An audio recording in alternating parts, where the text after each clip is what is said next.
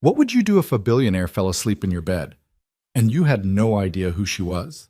Mason Reed didn't call security. He didn't panic.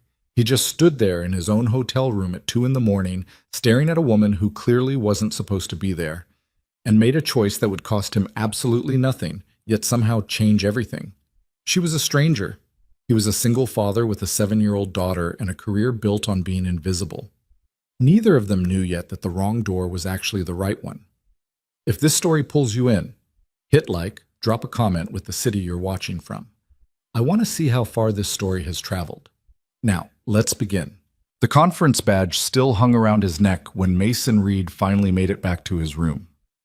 Room 1408, 14th floor, East Wing, second door from the elevator. He'd memorized the number 3 days ago when he checked in, the way he memorized everything that mattered, quietly, without being asked, without expecting anyone to notice. It was 1:47 in the morning. He stood in the hallway for a moment longer than necessary, shoulders rolled forward, the weight of the last 16 hours sitting across his back like packed concrete. The Meridian Grand was one of those hotels that thought silence was a luxury. Thick carpet that swallowed footsteps, walls that felt like they'd been built to absorb sound, lighting so warm and deliberate it made everything look like a film set. Mason had never stayed in a place like this before. His company had covered the cost, which meant someone in accounting had either made a mistake or decided for once to stop being cheap. He wasn't about to question it. He tapped the key card against the reader. Green light. The door clicked open. The room was dark except for the glow coming in through the floor-to-ceiling windows. Chicago at night spread out 40 stories below like something off a postcard. He didn't turn on the lights. He'd gotten good at navigating in the dark. Single fathers learned that early, the hard way, when a sleeping kid was the most valuable thing in the building and every sound cost you 20 minutes of effort. He dropped his jacket over the chair by the desk, loosened his tie, sat on the edge of the bed to pull off his shoes, and something moved. Mason froze. Not a rustling sheets kind of movement, more like the slow shift of a person adjusting position in sleep. The specific organic weight displacement of a human body that had been horizontal for a while and was now, for whatever reason, briefly not. He sat completely still. There was someone in his bed. His first thought, embarrassingly, was that he'd walked into the wrong room. He double-checked. The number on the inside of the door read 1408. His keycard had worked. His jacket was on the chair where he'd left it that morning. His second thought was that he should turn on the light. He reached over slowly, found the lamp on the nightstand, and clicked it on. The light was soft, just enough to see by, not enough to wake anyone violently. And in it, he could make out the shape of a woman lying on his side of the bed. Dark hair spread across the pillow. Business clothes still on. Blazer, slacks, heels kicked sideways on the floor, like she'd barely managed to get them off before unconsciousness claimed her. One arm tucked under her cheek, the other resting at her side, fingers slightly curled. The way hands look when someone's finally let go of something they'd been gripping all day. She was completely, deeply asleep. Mason stared at her for a long moment. He wasn't afraid. He wasn't angry. He was tired, mostly, in a way that had less to do with the hour and more to do with the last 3 years of his life. And standing there looking at a stranger who had somehow ended up in his hotel room, all he could think was, she looks exhausted. He turned off the lamp, grabbed a pillow from the far side of the bed and the spare blanket from the closet shelf, and settled himself onto the small couch near the window. It wasn't comfortable. His feet hung off the end and the cushions had the structural integrity of cardboard boxes. He lay there staring at the ceiling, the city humming quietly below him, and thought about his daughter. Olivia would be awake in about 6 hours. She was staying with his neighbor, Mrs. Carver, who had 3 cats and made pancakes from scratch on weekend mornings, and didn't mind the 7 a.m. phone call that had become a ritual between them. Mason always called first. Olivia always answered with some version of Dad. I was going to call you. He closed his eyes. He didn't sleep for a while. The woman woke up at 6:23 a.m. Mason knew the exact time because he'd been lying on that couch since around 4, staring alternately at the ceiling and the clock on the microwave across the room, unable to get more than 40 minutes of sleep in any given stretch. He heard her before he saw her. The quick inhale of someone startled awake, the sheets pulling back, the sudden stop of movement that meant she'd registered something wrong. He sat up. She was sitting upright in the bed, staring at him across the room.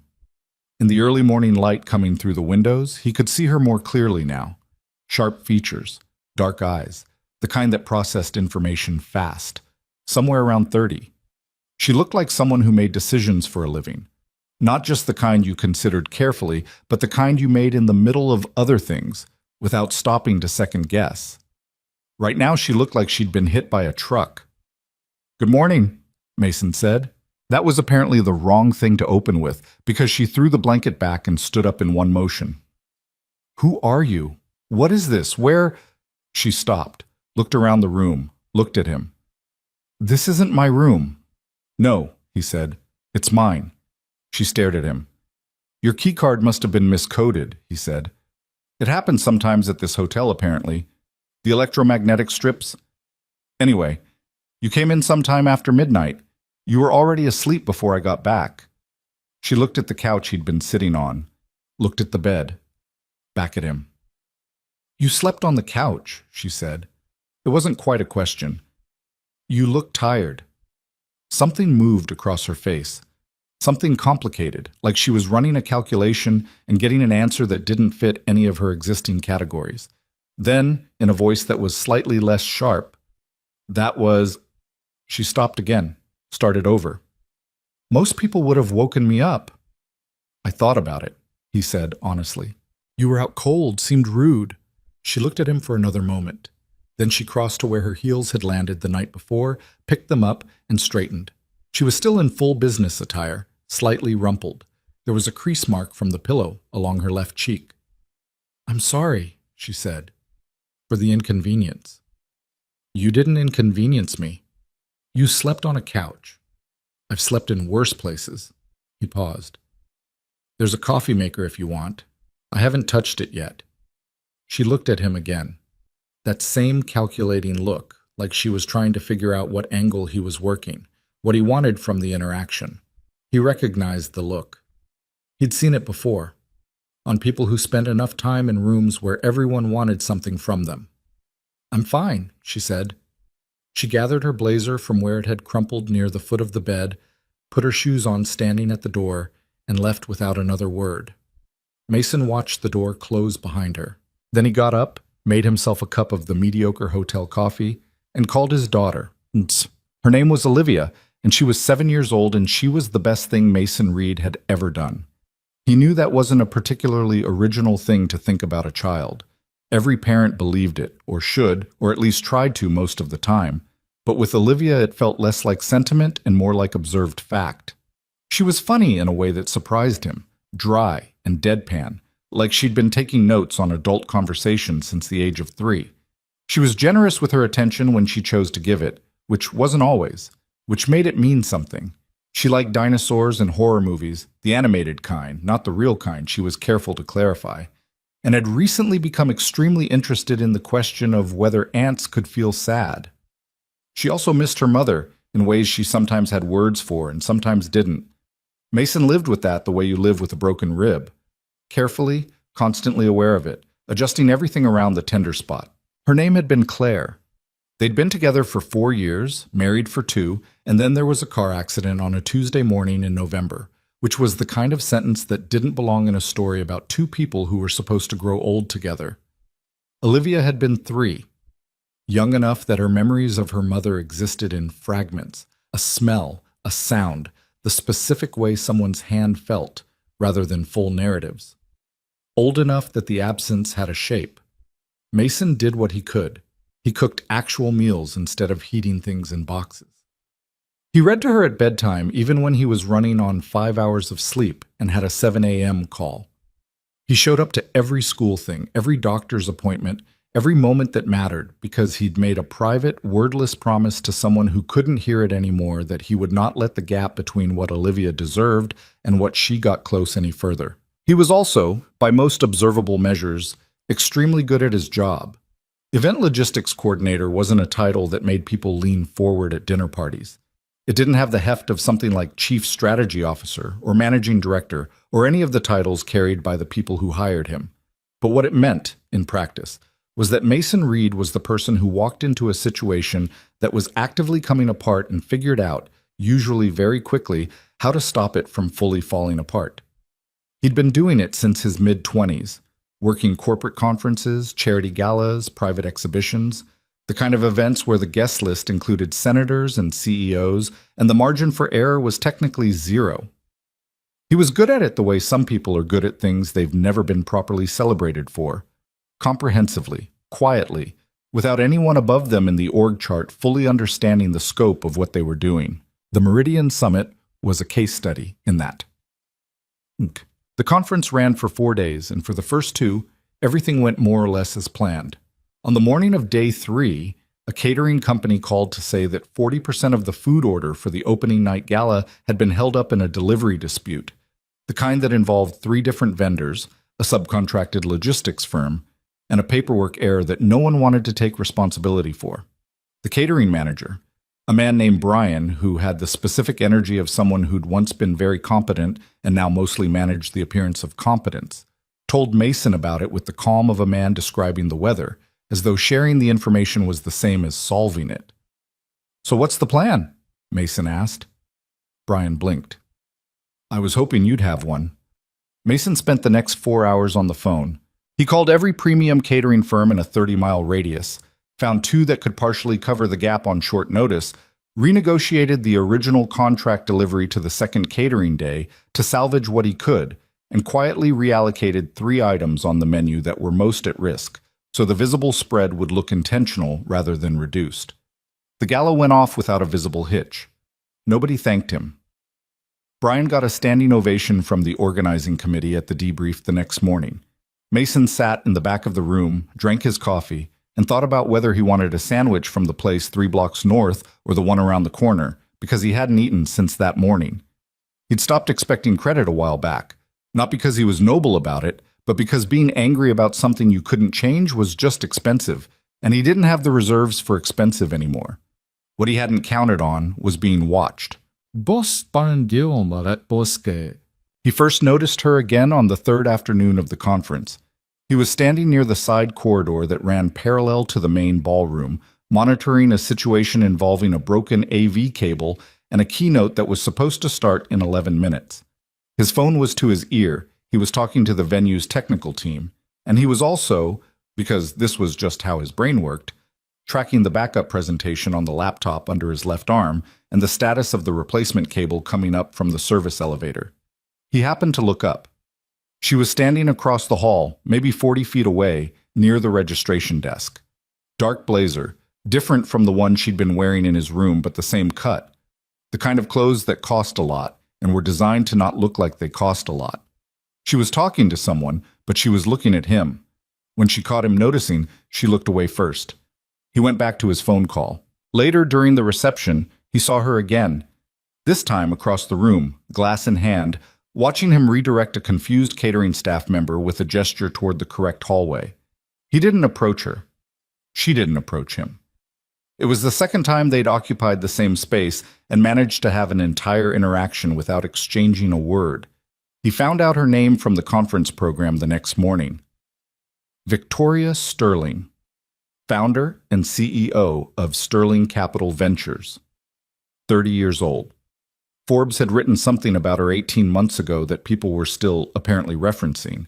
He'd heard her name mentioned twice in conversations he wasn't part of, in tones that contained varying amounts of admiration and slight nervousness. She ran an investment portfolio spanning 4 continents, had quietly funded 2 nonprofit infrastructure projects that most people in the room had never heard of, and had apparently rebuilt her company's leadership structure twice in 6 years because she didn't believe in inherited authority. She didn't look like what people meant when they said billionaire. She looked like someone who hadn't fully decided yet whether the room she was in was worth her time. He thought about her sleeping in his bed with her shoes still half on, looking like she'd finally run out of ways to stay upright. Then he went back to what he was supposed to be doing. She found him on the last afternoon of the conference. He was packing up the equipment room, collapsing folding tables, organizing the cable bins, doing the invisible work that always came after. His jacket was off. He'd been doing physical work for the last hour, and there was no point in pretending otherwise. She came in without knocking, which he didn't have a strong feeling about one way or another. It was a conference room, technically open space. She looked around at what he was doing for a second, the way people do when they're filing information, and then she said, "The catering failure on night 1, that was you." He looked up. "Technically, it was a delivery dispute. I mean, the solution was you." He straightened. "Who told you that?" "Nobody. That's how I knew." She stepped around one of the folding table stacks. Brian Calloway took credit for it in the debrief. I happened to be in the room. He couldn't answer 3 questions about how the replacement vendors were sourced. Mason said nothing. "You also redirected the fire exit queue during the venue capacity issue on day 2, she said. "And you talked a keynote speaker out of walking off stage after a mic failure, which," I asked around. "No one else seemed to know it happened." "It was a brief technical issue. He was having a panic attack." Mason picked up another cable. "He was fine once the mic was back on." She watched him. That calculating look again, but there was something different underneath it this time. Curiosity, maybe, that wasn't entirely professional. "Why do you let other people take the credit?" He thought about it honestly for a moment. "Because arguing about it costs more than it's worth. That's either very wise or very self-destructive. Could be both." Something shifted in her expression. Not quite a smile, not a frown, something in between that he didn't have a word for. She crossed her arms and leaned against the wall in a way that looked slightly foreign to her, like her body wasn't used to the posture. "I'm going to offer you something. You don't have to take it." He waited. The Sterling Foundation runs an annual charity gala in New York, March. It raises funds for children's education and healthcare infrastructure. Last year, it brought in just under $4 million. My current coordinator just informed me that he's leaving for a competitor in January. She paused. "I want you to take the contract." The room was quiet for a moment, except for the distant sound of the conference crowd somewhere in the building. "You've seen me work for 4 days," Mason said.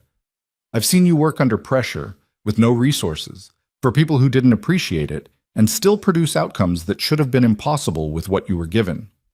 She said it flatly, not like a compliment, more like a description of observable data. "That tells me more than a portfolio or a reference letter."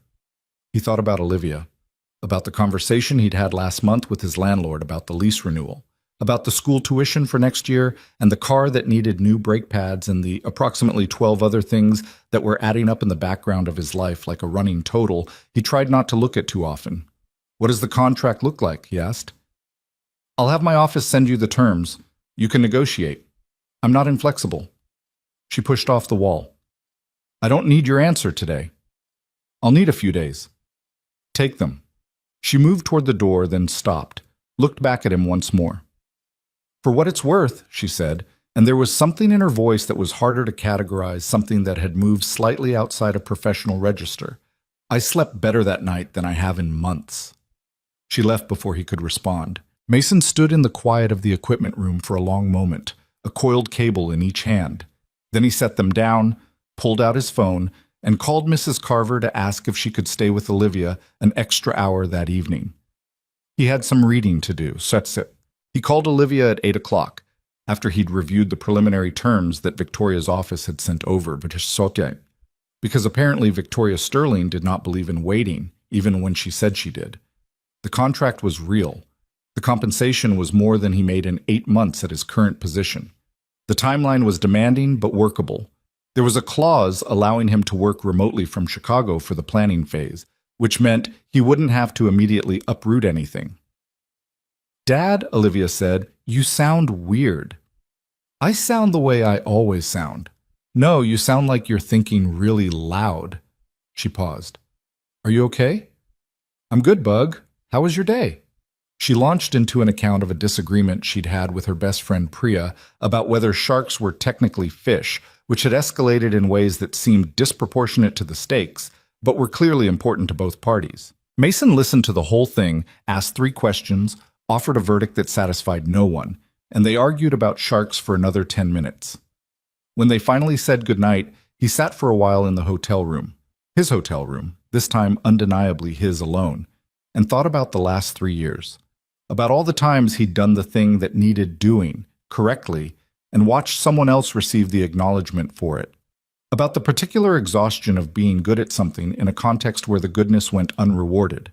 Not because anyone was malicious, but because the system he worked inside had no mechanism for noticing him. He thought about Olivia starting 3rd grade next year. He thought about his daughter asking him 6 months ago if he was happy. She'd asked it the way kids ask things, directly, without preamble, apropos of absolutely nothing, in the middle of dinner. And he'd said yes and meant mostly. And she'd looked at him with those dark eyes that already saw too much and said, "Okay, Dad," in a voice that meant she was filing the answer away to revisit. He picked up his phone, sent a single text to Victoria Sterling's office email. "I accept. Tell me where to send the contract counter proposals." Then he turned off the light and lay in the dark for a while, listening to Chicago 40 stories below, thinking about how strange it was that this whole chain had started with a miscoded key card and a stranger who'd looked too tired to wake up. He didn't have a word for what it meant yet.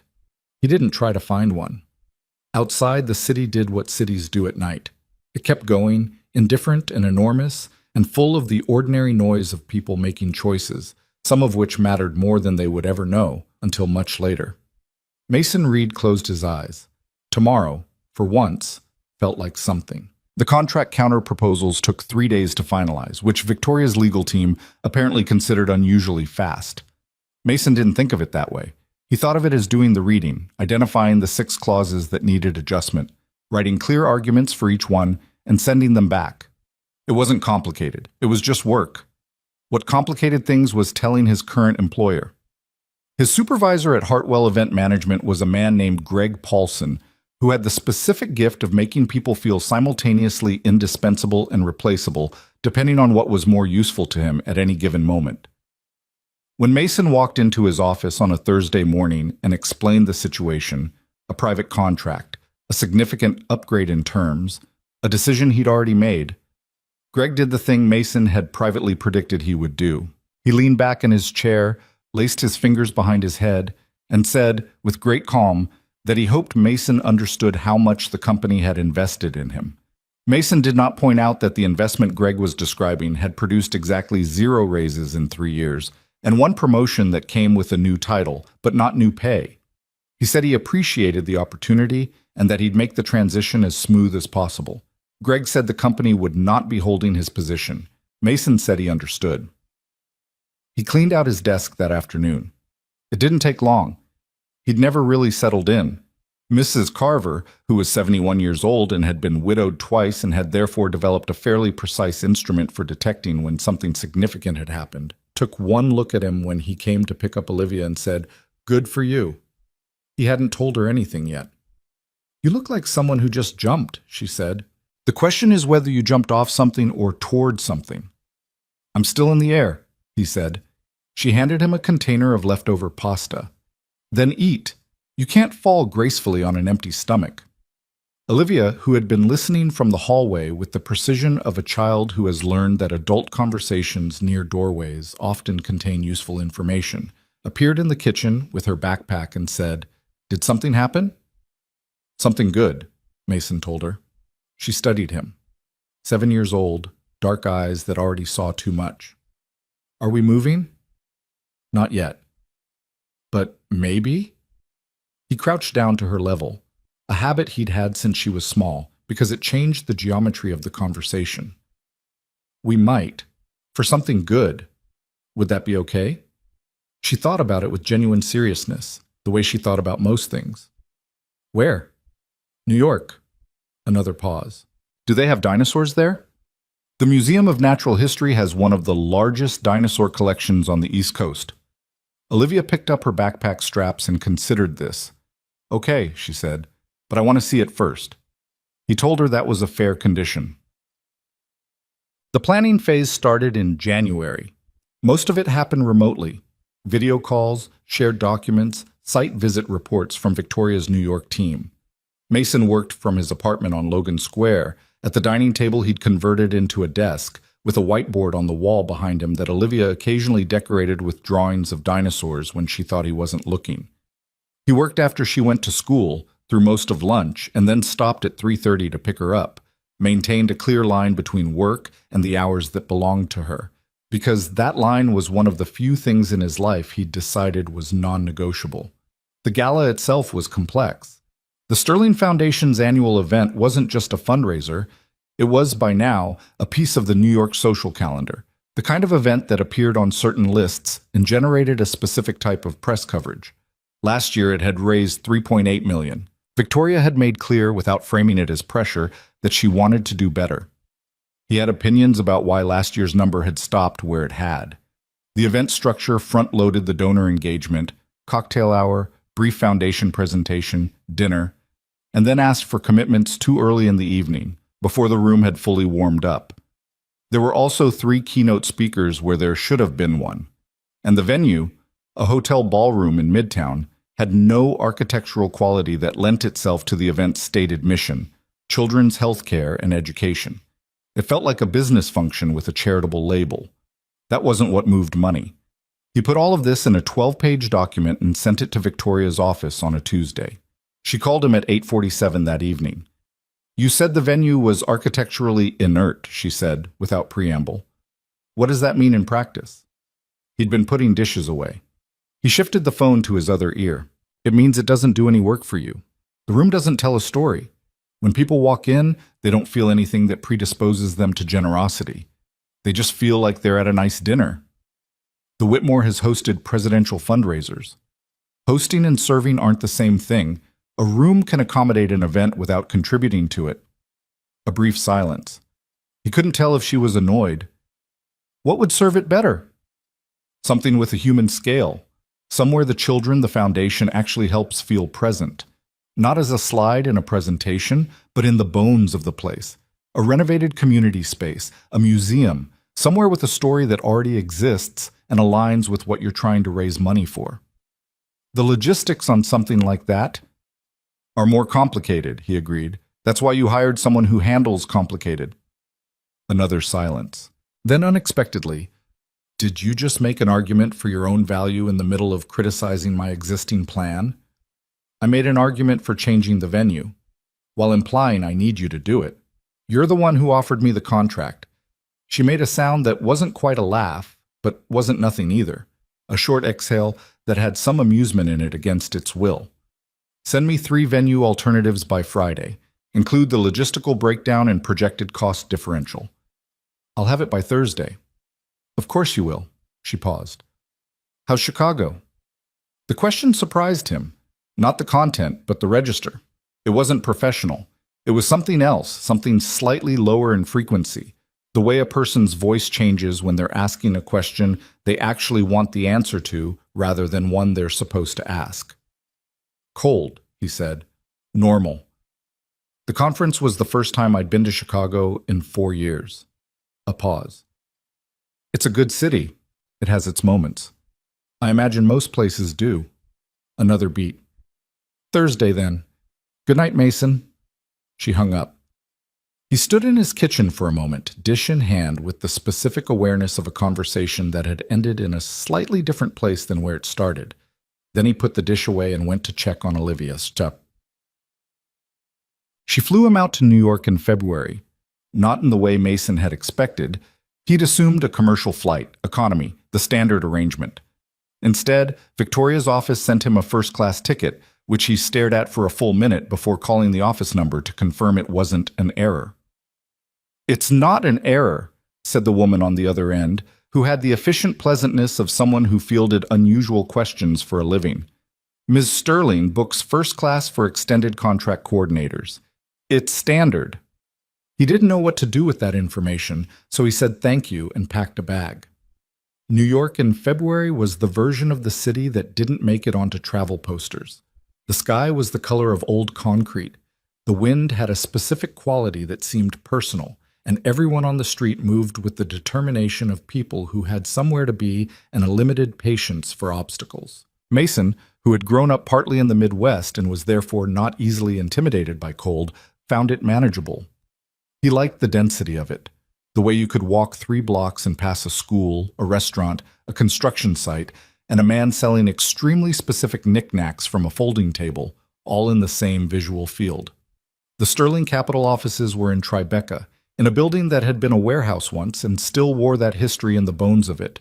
Exposed brick, high ceilings, windows that went almost floor to ceiling on the south side. The interior was spare and functional and looked like someone had deliberately avoided the kind of corporate aesthetic that tried to announce its own importance. Victoria met him in the lobby. Business casual. Dark trousers, a gray top, her hair pulled back. No blazer this time. She looked, in this context, like a person who had decided the building itself was formal enough. "You found it," she said. "Navigation app," he said. "I'm not too proud." "Come on, I'll show you the space we're working with." She walked fast, which he'd expected. She talked while walking, which he'd also expected. What he hadn't fully expected was the directness of it. She didn't do the social preamble that most people did when you met in person after a period of remote collaboration. There was no "so great to finally meet in person" energy.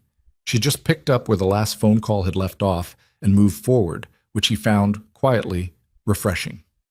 The venue she'd provisionally agreed to, after reviewing his Thursday document, which had arrived at 9 p.m. on Wednesday, was the Nolan Children's Foundation building in the Lower West Side, a restored Art Deco structure that had housed a children's hospital in the 1940s and had since been converted into a community arts and education center. The main hall had 15-foot ceilings, original terrazzo floors, and walls that still held framed photographs from the building's history. When they walked in, Mason stopped in the doorway for a moment. The room had something.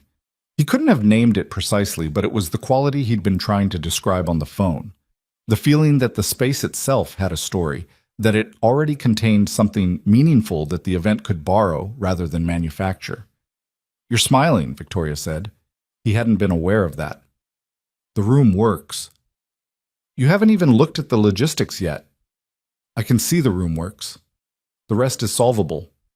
She looked at him with that expression he was beginning to recognize, the one that was running data in real time, filing things away.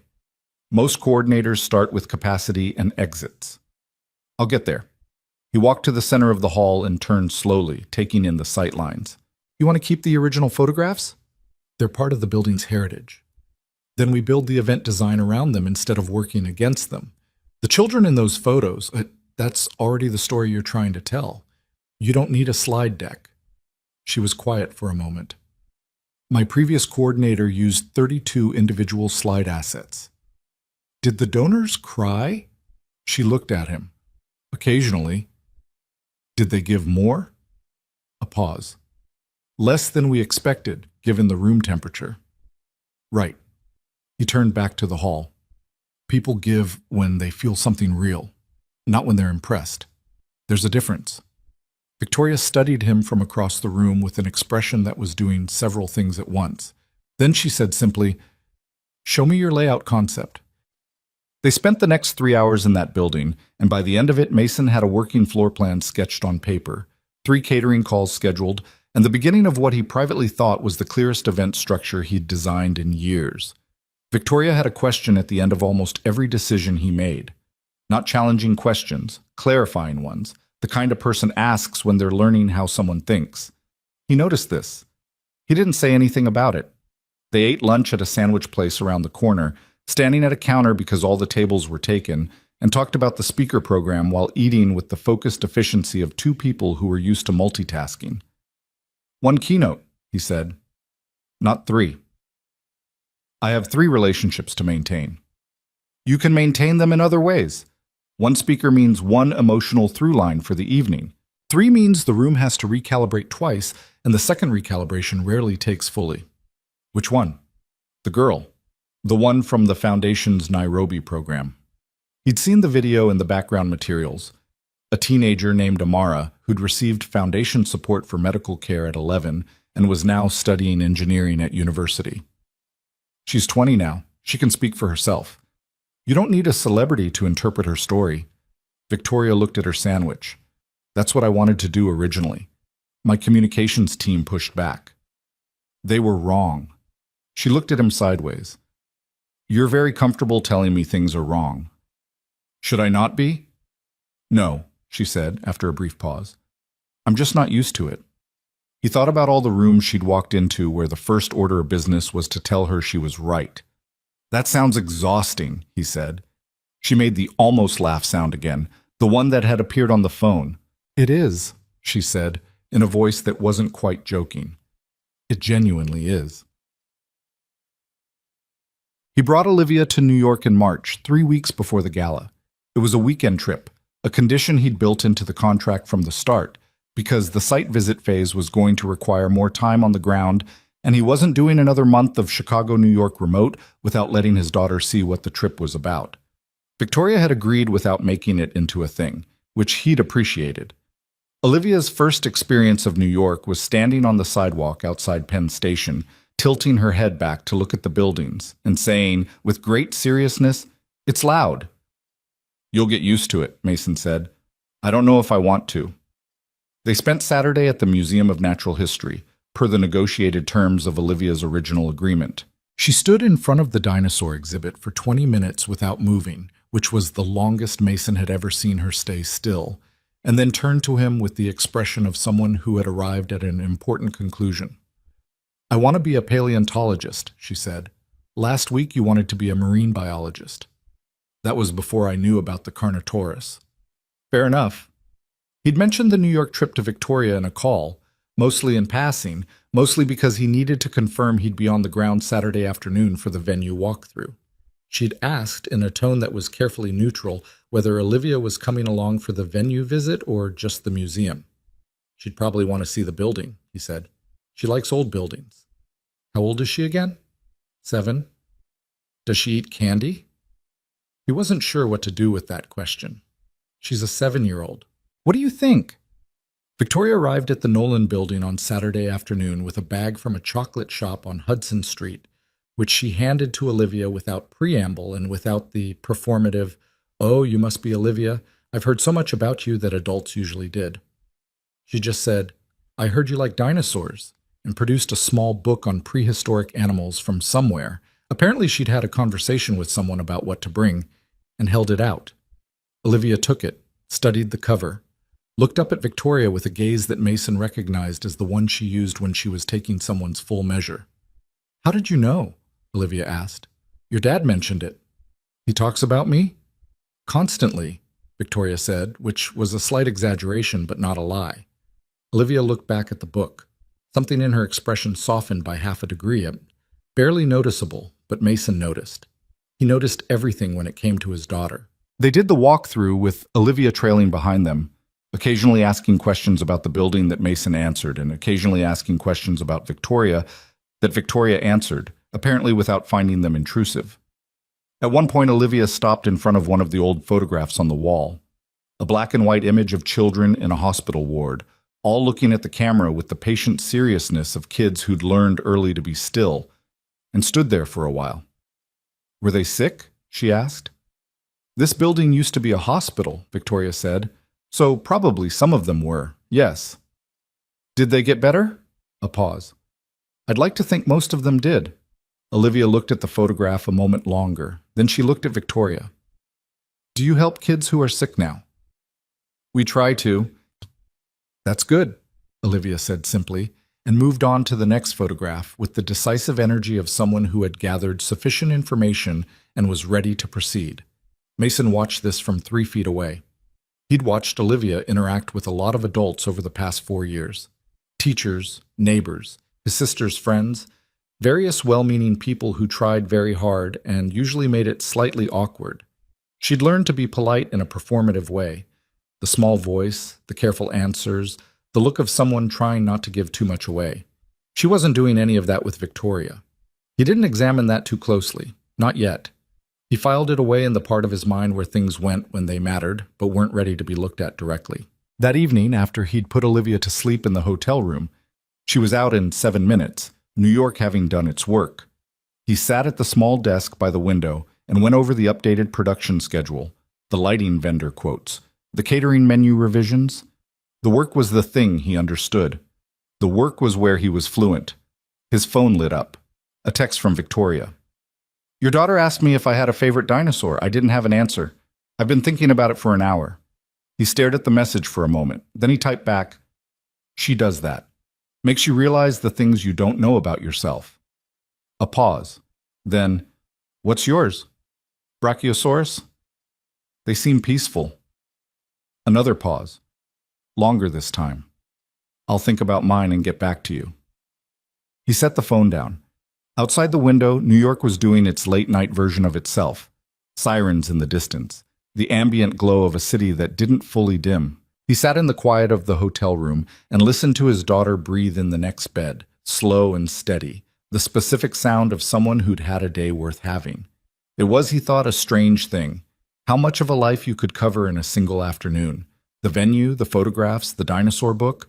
Olivia's 2-second assessment of a person he'd been trying to read for weeks. The text message sitting on his phone like something he wasn't sure what to do with. He turned back to the production schedule. The gala was 3 weeks out. There was still a great deal to do, and he was someone who believed deeply and somewhat stubbornly that work was the place where things made sense. He stayed at the desk for another 2 hours before finally lying down, and he did not check his phone again until the morning. Victoria's favorite dinosaur, it turned out, was the Therizinosaurus. She texted him 4 days after the hotel room exchange at 11:23 in the morning while he was on the phone with a florist. Therizinosaurus. Looked it up. Enormous claws, herbivore, deeply misunderstood based on appearance. Seemed right. He'd finished the florist call before responding. Olivia will approve. The response came back in under a minute. That matters more than it should. He'd read that twice, set the phone face down on the desk, and gone back to the production spreadsheet. But the sentence had stayed with him in the way certain things do. Not loudly, just persistently, the way a song gets into your head without your permission. The final 3 weeks before the gala had a specific quality of controlled chaos that Mason had learned over years to function inside. Every event reached this phase, the point where the planning was technically complete, but the execution hadn't begun. And the gap between those two things was filled entirely with problems. Some problems were small, some were not. The skill wasn't avoiding them. The skill was knowing, before they fully arrived, which category each one belonged to. He was on site in New York full-time by then, staying in a service apartment that Victoria's company covered, 3 blocks from the Nolan building. He walked to the venue every morning. He'd started recognizing the bodega guy on the corner, the woman who walked a very old Greyhound at 7 a.m., the construction crew doing street work outside the building 2 doors down. He didn't know their names, but they'd become part of the texture of his days in the way that the people around your routines always do. Olivia was back in Chicago with Mrs. Carver, and they talked every evening at 8. She'd started drawing pictures of the Nolan building from the photos he'd sent her and taping them to her bedroom wall. She'd also apparently asked Mrs. Carver to look up Victoria Sterling on the internet, which Mrs. Carver had reported to Mason with a tone that contained a question she was too tactful to ask directly. "She's famous," Olivia told him on one of their calls. "There's a picture of her in a magazine." "She's successful," Mason said. "That's different from famous. She looked serious in the picture. She's a serious person. You're serious too." A pause. "Do you like her?" He'd been expecting the question. Olivia was 7, not oblivious. "She's my client," he said. "I respect her work." "That's not what I asked." "Get some sleep, bug." "Dad." "Good night, Olivia." She made a sound that communicated with impressive compression that she knew exactly what he was doing and was choosing to let him do it, but would be revisiting the subject. Then she said good night and hung up. Mason sat with the phone in his hand for a moment in the quiet of the service apartment, the familiar city noise coming through the window, and tried to give himself an honest answer to the question his daughter had asked. He didn't finish that particular line of thought. He had a vendor call in 12 minutes. What? The fire happened on a Tuesday. He got the call at 6:47 a.m. from the Nolan Building's facilities manager, a man named Raymond who communicated primarily in terse sentences and had, until this moment, been one of Mason's favorite people on the project because he never wasted time. "There's been a fire," Raymond said. Mason sat up from the sleeping position he'd been halfway into. "What kind?" "Kitchen. Started in the catering prep area overnight. Nobody was there, no injuries, but the east wing is done. That includes the main hall." Mason closed his eyes. How much of the main hall? He said. Ceiling damage, floor damage. The terrazzo is cracked in 3 sections from the water the sprinklers put down. The structural engineer says the room is not safe for occupancy. Timeline to repair. A pause. Weeks, not days. The gala was in 11 days. He said thank you to Raymond and hung up. He sat on the edge of the bed in the early morning dark for approximately 90 seconds, doing the math that needed doing. Venue, timeline, logistics, the 140 confirmed guests, the speaker who'd flown from Nairobi, the catering, the lighting rig that was scheduled to be installed in 4 days. Then he called Victoria. She picked up on the second ring, which meant she'd been awake. I heard, she said. Raymond copied me. Okay? Tell me what we're doing. Not what do we do, not is there anything we can do. Tell me what we're doing as though the answer already existed and he was the one who had it. He noticed that. Under different circumstances, he might have said something about it. Right now, he was already moving. I need 3 hours, he said. Don't cancel anything yet. Don't make any public statements. Give me 3 hours. She was quiet for a moment. He could hear faintly the sound of a city morning through her phone. She was already outside or near a window. 3 hours, she said. You have them. He got dressed. The list of alternative venues in New York that could accommodate a 140-person formal gala on 11 days' notice was, practically speaking, very short. Hotels were either booked or would require a rebuild of the entire event aesthetic from scratch. Other foundation spaces were either wrong or unavailable. He went through 12 options in 90 minutes, crossed off 11, and sat with the 12th for a while. Victoria's penthouse. He'd seen it once, a brief walkthrough 2 weeks ago when she'd needed to retrieve a document and he'd been with her and she'd said, "Come up, it'll take 5 minutes." It was a full floor in a building in Tribeca, and it had a main space that ran nearly the length of the building, ceiling height that was genuinely unusual, and he was now remembering this specifically, a wall of windows that looked west over the Hudson. He called her. Your penthouse, he said. A pause. My home. I know. I wouldn't ask if I had anything else. The space works. The sight lines are better than the Nolan Hall, honestly. The building has the service elevator capacity. If your management will approve the vendor access, Mason, he stopped. Yes, she said. Use it. He absorbed that for a second. You're sure? It's the right call. You'd have gotten there in another 30 seconds even if I'd hesitated. A beat. That's 3 hours and 45 minutes, by the way. I work faster when the problem is real. I've noticed. She paused. What do you need from me? Building management contact, service elevator specs, and whoever handles your household. I need to know what's in that space that needs to be moved before we start. I'll have all of it to you within the hour. Another pause, shorter. Mason, we're going to be all right. He noticed she'd said we. Yeah, he said. We will. He becked. The next 11 days had a texture that Mason would later struggle to describe, not because they were blurred, but because they were so precisely full that time had compressed inside them. He was on site at Victoria's building by 9 a.m. most mornings. He usually left after 10 at night. He ate whatever was available and drank too much coffee and slept approximately 6 hours, which was 2 fewer than he preferred and 1 more than he'd feared. Victoria was there more than he'd expected. He'd assumed she would hand over building access and return to the 100 other things that made up her professional life. Instead, she kept showing up, not in a hovering way. She wasn't the kind of person who stood at your shoulder and asked how things were going.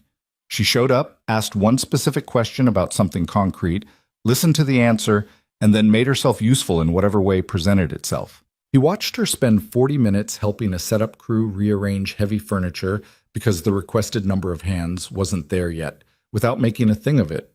Blazer off, problem in front of her, getting it done. On day 4 of the rebuild, they were going over the floor plan revision at her kitchen table at 9 in the evening. The table was covered in printouts, a laptop, 2 coffee cups, and a bag of chips that had appeared from somewhere and was gradually disappearing. The rest of the penthouse was half transformed. Some furniture moved, vendor equipment staged in the secondary rooms, the main hall draped in protective covering while the lighting team finished their rig. Victoria was studying the revised seating chart with the focus of someone reading a legal brief. You moved the speaker platform, she said, 3 feet west. The acoustic line from the original position was fighting the window bank. I didn't notice that. It's a small thing. You notice small things. That's the job. She looked up from the printout. You know that's not what I mean. He met her eyes. He'd been aware in the way you're aware of weather changing, of the shift happening between them over the past weeks. The way professional shorthand had become something slightly more personal, the way silences had changed quality. He'd been careful with it, not cold, but careful. There was Olivia to think about. There was the contract. There was the specific trap of proximity and shared pressure, which could make almost anything feel like more than it was. I know what you mean, he said. She held his gaze for a moment, then she looked back at the seating chart. The Brachiosaurus, she said. You said they seem peaceful. They do. Do you feel peaceful? He thought about that honestly. Not usually. I think I just wanted to be. She nodded slowly, not like she was agreeing with something, but like she was filing it, adding it to the rest. I picked the Therizinosaurus because it looked frightening and turned out to be harmless, which felt relevant. He looked at her. I know what people see when they look at me, she said, in the flat tone of someone stating a fact that had stopped bothering them or had learned to appear that way. The company, the money, the decisions. It reads as... She paused. Hard, impenetrable, and I've let it because it was easier. It's not the whole picture. No. She was quiet for a moment. But it's a useful one. Useful pictures are hard to let go of. The apartment was very quiet. Outside the windows, the Hudson was doing its dark, slow thing, the lights of the Jersey side flickering on the water. Can I ask you something? She said. Go ahead. The first morning in Chicago, you could have woken me up, called the front desk, been annoyed. Most people would have been annoyed. I wasn't. Why not? He thought about it. The real answer, not the polished one. Because you looked like someone who needed the sleep more than I needed the bed. And because being angry about something that cost me nothing seemed like a waste. She looked at him for a long moment. That's a very unusual way to move through the world. Probably. He picked up his coffee cup. Doesn't always work out, but it's the way I know. She was quiet for another moment. Then she said, in a voice that was careful in a way that suggested it was trying not to be, Your daughter asked me if I had a favorite dinosaur on the building tour. I know, she told me. She has a way of asking things that make you feel like the answer actually matters. She gets that from her mother. He said it without flinching. He'd gotten better at that, mentioning Claire without the sentence landing like a dropped weight. Claire used to do the same thing. Asked questions like she genuinely wanted to know the answer. Most people don't. Victoria said nothing for a moment. She sounds like she was remarkable. She was ordinary in most ways. That was the remarkable part. He paused. She laughed too loud in movie theaters. She couldn't parallel park to save her life. She burned things when she was distracted. But when she asked how you were, she meant it every time. He set the coffee cup down. Olivia has that. The meaning it part. Victoria was looking at the table. I don't know if I have that, she said quietly. You answered her question, he said. You could have given her a polite non-answer. You looked it up. You texted me 4 days later because you wanted to get it right. He paused. That's meaning it. She looked up at him. Something in her face had shifted. The composure still there, but slightly transparent now. Something visible through it that wasn't calculation or assessment, but just a person, tired and honest, on a Tuesday evening at 9 o'clock. This is a complicated situation, she said. I know. You're my contractor. I know. And after the gala, I know, he said again gently. I'm not asking for anything. I'm just telling you what I see. She held his gaze. And what do you see? He was quiet for a moment. Someone who built something enormous and then looked up one day and realized she'd done it alone. He paused. And who's figuring out that alone isn't actually the goal? Victoria looked away first. She put her hand flat on the table, fingers spread, the gesture of someone steadying themselves on a surface. "I need the gala to go well," she said. "It will. I need to stay focused." "You are focused. You're allowed to be two things at once." She made a small sound, not quite the almost laugh from before, something softer. "You're very difficult to deflect." "I've been told." She picked up the seating chart. "Let's finish this," she said.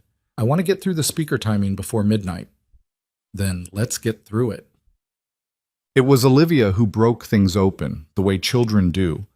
Not with malice, not with understanding, but with the pure structural force of someone who hasn't yet learned to be indirect. She'd come back to New York for the final week, staying with Mason in the service apartment, accompanying him to the venue in the afternoons when school was out because he'd run out of other arrangements, and Victoria had said, without making it complicated, that she was welcome. By the final week, Olivia and Victoria had developed something that Mason observed with the part of himself he was trying very hard to keep neutral. They didn't make a production of it. It wasn't the elaborate performing of connection that adults did when they wanted a child to like them.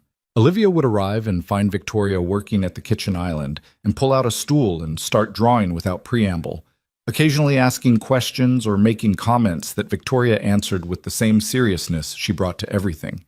Victoria, for her part, never talked down to Olivia, never deployed the high-pitched enthusiasm adults used as a substitute for actual engagement. She just talked to her, directly, like a person. Olivia predictably loved her for it. The drawing happened 3 days before the gala.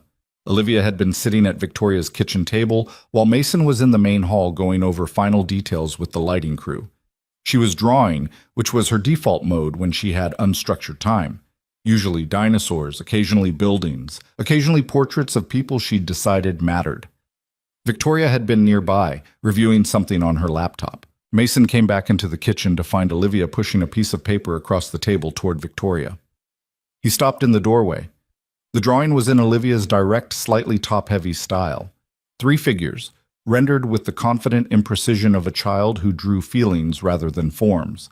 A tall man on the left, a shorter girl in the middle, a woman on the right. All 3 were holding hands. Victoria was looking at it. "That's us," Olivia said unnecessarily. "I can see that," Victoria said, in a voice that was doing a careful job of staying even. "You're holding my hand," Olivia said, pointing to the right side of the drawing. "And Dad's holding my other hand. That's how we walk, when all 3 of us walk together." She considered her own drawing. "We did it twice. Once outside the museum, and once on the street near here." Victoria said nothing. Olivia looked up at her with the direct, unguarded attention that was her particular gift. "Do you like us?" she asked. "I mean, like, as people." "Olivia," Mason started from the doorway. "Yes," Victoria said. She said it immediately without softening it or dressing it up. "I like you very much, both of you." Olivia nodded as though this confirmed something she'd suspected.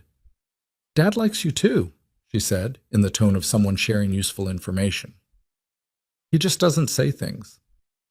"Olivia," Mason came into the kitchen. It's true," Olivia said with complete serenity. She slid off the stool, tucked her drawing things into her backpack with the focused efficiency of someone who had accomplished her purpose, and looked between the 2 of them. "I'm going to get water. Does anyone want water?" Neither of them answered. Olivia went to the refrigerator. Mason stood in the middle of the kitchen. Victoria was still sitting at the island, looking at the drawing. Her expression was the least composed he'd ever seen it. Not distressed, not embarrassed, but open in a way that she clearly hadn't fully chosen and wasn't entirely sure what to do with. She looked up at him. He looked back at her. "She's not wrong," he said, quietly, simply, without making a performance of it. Victoria looked at him for a long moment.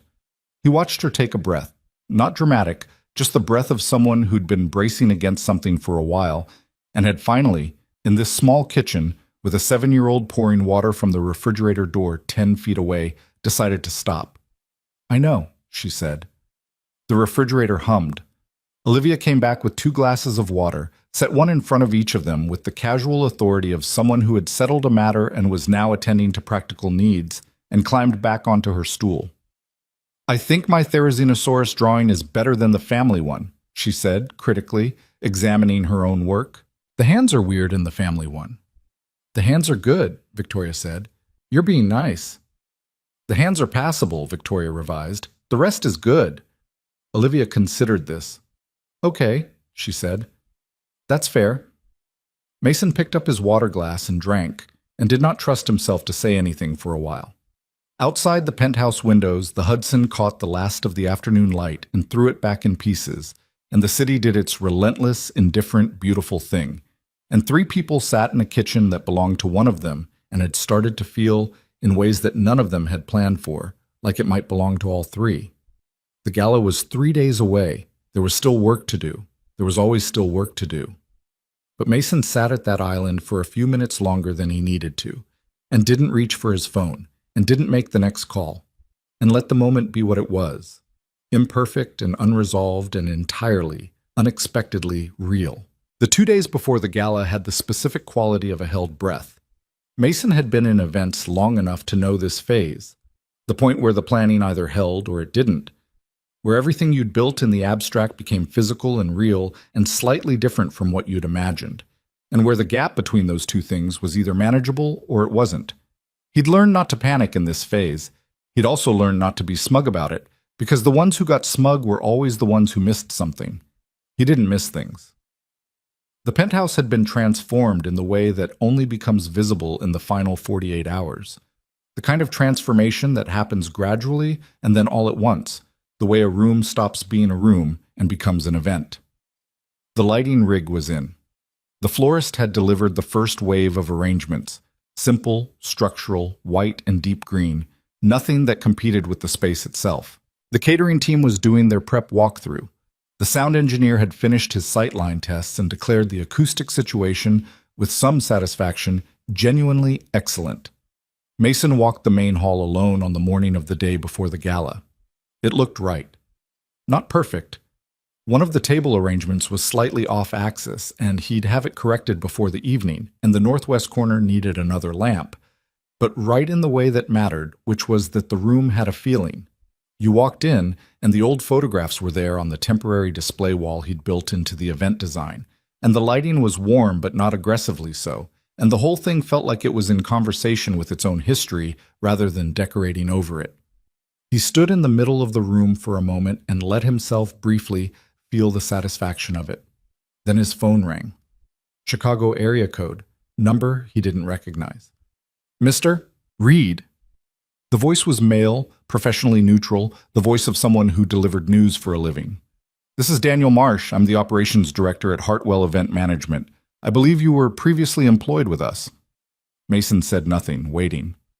I'm calling because we've become aware that the Sterling Foundation Gala, currently scheduled for tomorrow evening, was built substantially on planning frameworks that were developed as proprietary Hartwell methodology.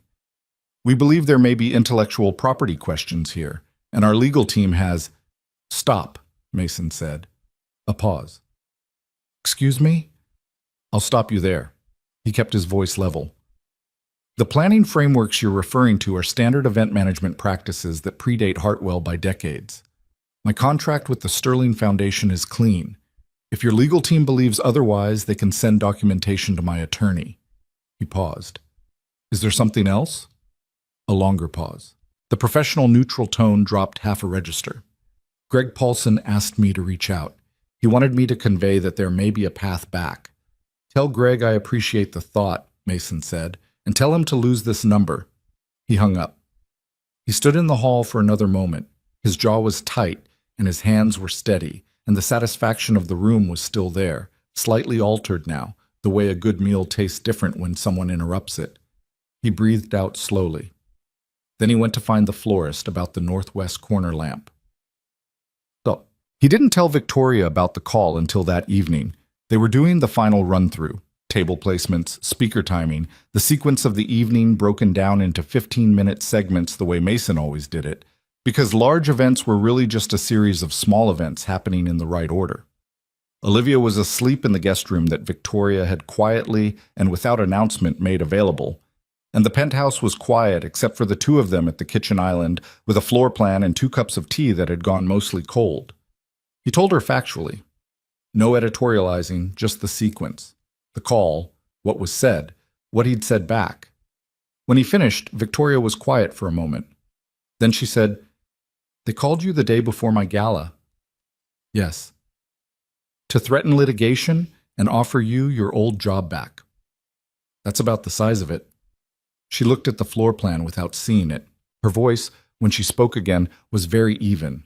The specific evenness of someone keeping something controlled by effort. This was Greg Paulson. His name came up. The same man who let you solve the catering crisis and then watched Brian Calloway take the credit in the debrief.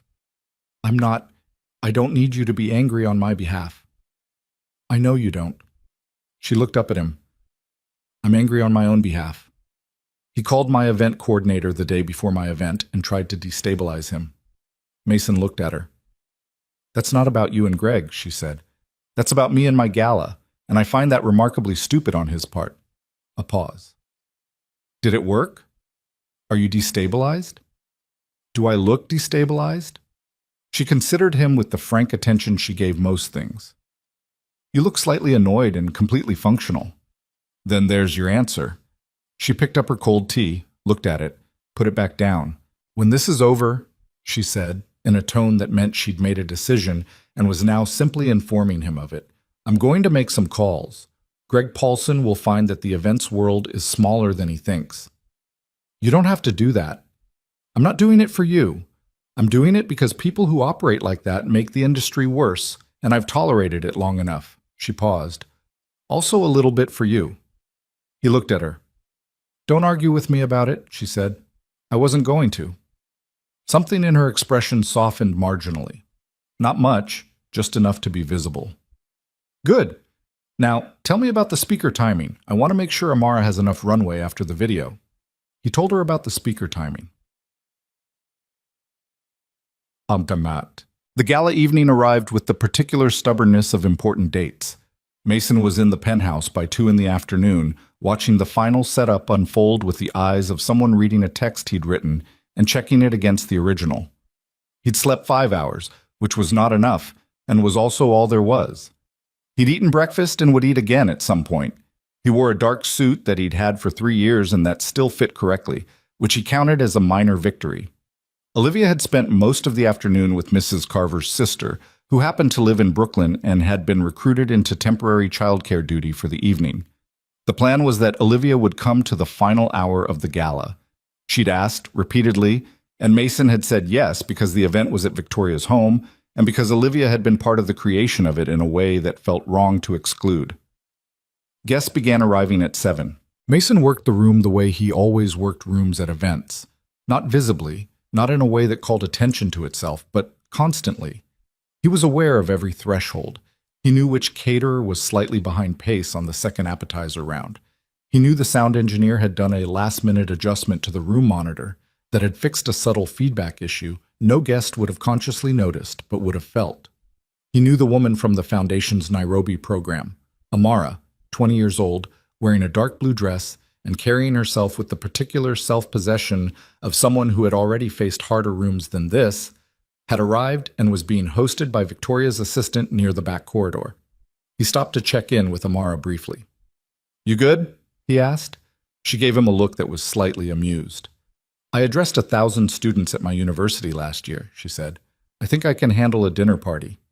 "It's 140 people. Tiny," she said. He smiled. "You're going to be great." "I know," she said pleasantly, and turned to accept a glass of water from the passing server. He liked her immediately. Victoria moved through the room with the ease of someone who had done this many times, and also with something slightly different tonight. A presence that was warmer than her usual register, less armored. He watched her with a table of foundation donors near the window, and she was doing something he hadn't seen her do in a professional context before. She was listening first. Not performing listening, not waiting her turn, actually taking in what was being said, asking follow-up questions, letting the conversation go where it went. The donors, 3 people who had attended this gala for years, were visibly responsive to it. One of them laughed, the real kind, not the polite kind. Mason noted this from across the room and went back to what he was doing. The dinner portion moved well. The single keynote format held. No mid-evening energy dip, no recalibration, just one clean arc. The room stayed warm through the meal, which was what you wanted, the temperature of a shared experience rather than a scheduled event. When the light shifted slightly for the speaker portion, the change felt organic rather than produced. Amara spoke for 14 minutes. She didn't use notes. She told her own story in her own words, directly, without apology, and without excessive emotion. The illness at 11, the surgery she nearly didn't receive, the scholarship that followed, the degree she was 3 semesters from completing. She spoke about what it meant to be in a room like this, and she was honest about the complexity of it, the gratitude and the discomfort and the responsibility she felt.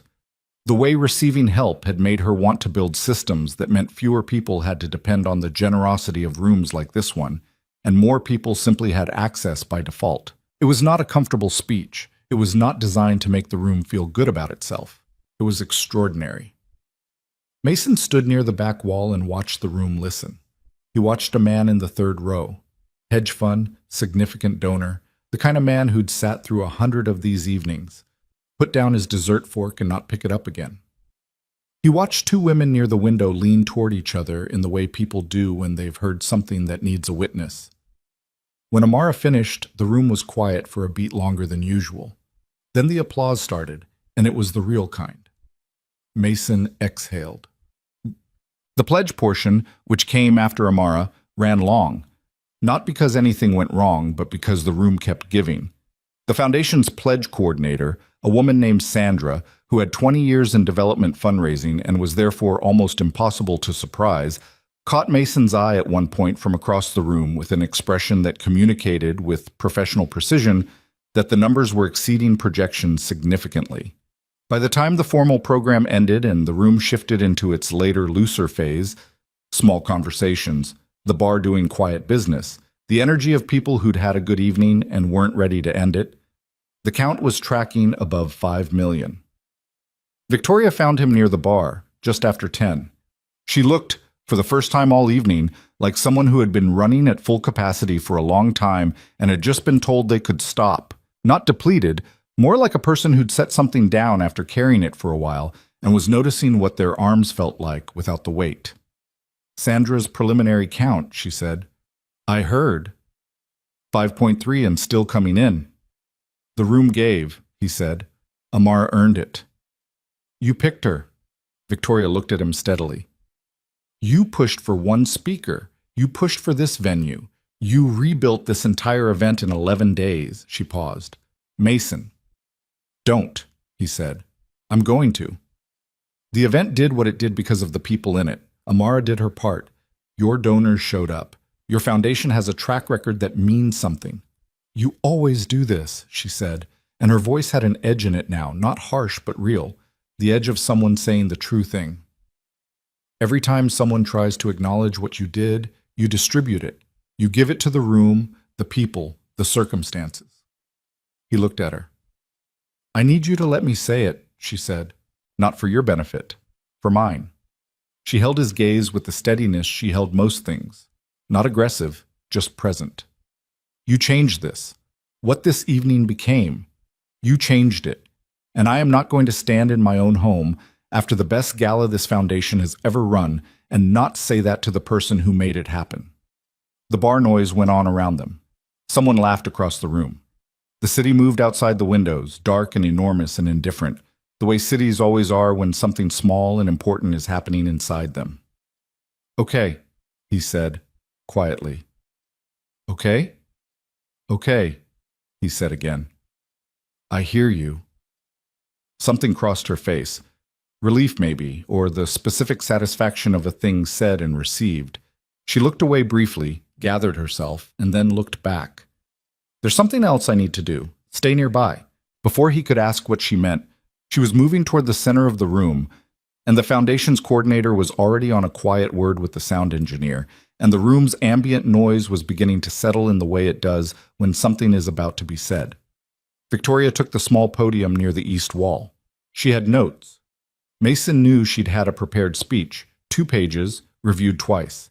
She looked at the notes for a moment. Then she set them face down. The room found its quiet. I had something prepared, she said. I'm not going to use it. A brief pause, and the silence she let exist there was not awkward but deliberate. The Sterling Foundation has run this gala for 7 years. I have stood at something like this podium for each of those 7 years and spoken in the language of mission statements and strategic outcomes and measurable impact.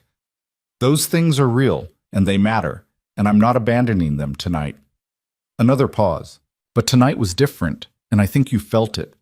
And I don't want to dress that in professional language and send you home thinking it was the result of a good plan. She looked across the room, not at Mason specifically, but in the way of someone who knows where a person is and is speaking toward that location without making it obvious. Tonight happened because of one person who looked at an impossible timeline, a venue that burned, and a room full of expectations and did not flinch. Her voice was even, but it had a quality underneath the evenness, something personal, something that was costing her slightly to say in public and that she was saying anyway. He told me one speaker was better than 3. He told me this building mattered more than a hotel ballroom. He told me that people give when they feel something real, not when they are impressed. He was right about all of it. She looked at her hands for a moment, then back up. His name is Mason Reed. He is the best professional I've ever worked with, and I'm lucky to know him, and I wanted you to know his name. The room applauded.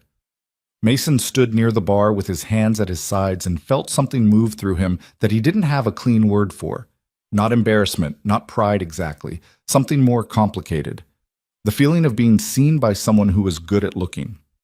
Across the room, the door from the back hallway opened and Olivia appeared, escorted by Victoria's assistant, slightly wide-eyed at the size and noise of the room. She found Mason immediately. Children always found their parents first, before anything else, and made her way toward him through the edges of the crowd. She reached him and tucked herself under his arm, the way she'd done since she was small, and he held her there with one hand on her shoulder, and she looked around the room at the people and the lights and the remnants of the evening with the frank assessment of someone seeing it all for the first time. "Did it go good?" she asked. "It went well," he said. "Yeah, it went really well." She looked across the room to where Victoria was receiving people near the podium. Small conversations, handshakes, the aftermath of the speech moving through the room in its particular way. She watched for a moment. "She said nice things about you," Olivia said. "You were listening from the hallway." "A little bit." No apology in it whatsoever. "She meant it. I can tell." He kept his hand on her shoulder and said nothing. "Dad," Olivia said, in the tone that meant she was going to say the true thing and didn't particularly care whether he was ready, "you should stop being scared." He looked down at her. "I'm not scared," he said. She gave him the look, the one that Claire used to give him, the one that said, "I know, and also you're wrong, and I'll wait." And then she looked back across the room. "Okay," she said agreeably, in the voice that meant she was letting him have the answer for now and would not be letting him have it indefinitely. Victoria made her way toward them eventually, through the thinning crowd, and she stopped a few feet away and looked at them. The two of them, father and daughter, standing the way they always stood when Olivia was tired, the small, solid weight of her leaning slightly into him. She looked at Mason. He looked back. Olivia reached out sideways without looking and took Victoria's hand. Not dramatically, just the simple gesture of a child who has decided someone belongs in the picture and is making the adjustment. Victoria looked down at Olivia's hand in hers with an expression that she didn't entirely manage to keep composed, something soft and slightly helpless moving across her face before she got it back under control. She looked at Mason again. He thought about what Olivia had said, about being scared, about the particular cowardice of calling caution by a better name. "The event went well," he said. "It was not the thing he meant, but it was a beginning." "It did," Victoria said. Her fingers tightened slightly around Olivia's. "It really did."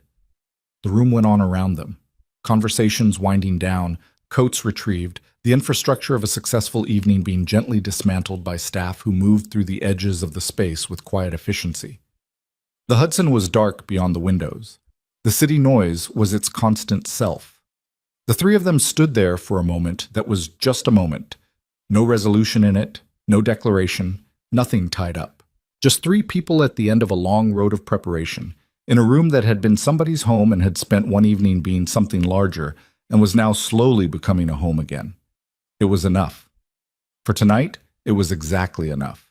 The morning after the gala, Mason woke up in the service apartment at 6:43 and lay still for a while, listening to Olivia breathe in the next room. He did this sometimes, not out of anxiety, not anymore, but out of something harder to name. The specific quiet act of noticing that she was there, that they were both there, in whatever temporary space they happened to be occupying, intact. It had started in the months after Claire died, when the silence of the apartment had a weight to it that made him need to hear something living. It had become over time less about fear and more about gratitude of the unsentimental kind, the kind that doesn't announce itself, that just shapes the way you move through a morning. He got up, made coffee, stood at the window while it brewed and watched the city come on. The gala's final number had come in overnight. Sandra had sent an email at 1:17 a.m. with the subject line "Final Count." You need to see this. 5.6 million. The foundation's previous record was 3.8. The difference between those two numbers represented, in concrete terms, a children's surgical wing in a hospital in Kampala that had been stalled for 2 years waiting for funding.